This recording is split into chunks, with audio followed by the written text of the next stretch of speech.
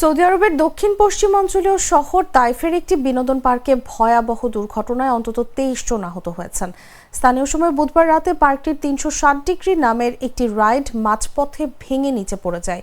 বৃহস্পতিবার Al Arabiya সহ একাধিক আন্তর্জাতিক গণমাধ্যম এ খবর জানায়। সামাজিক যোগাযোগ মাধ্যমে ছড়িয়ে পড়া ভিডিও ফুটেজে দেখা যায় রাইডের গোলাকার ক্যারোসেলটি হঠাৎ করে মাঝখান থেকে ভেঙে কয়েক মিটার উচ্চতা থেকে মাটিতে আছড়ে পড়ে। এতে আরোহীরা ছিটকে পড়ে আহত হন।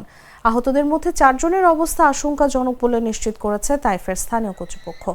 দুর্ঘটনার পরপরই পার্কটি সাময়িকভাবে বন্ধ করে দেওয়া হয়েছে এবং ঘটনাটি তদন্তে একটি কমিটি গঠন করা হয়েছে বলে জানিয়েছে আল আরাবিয়া।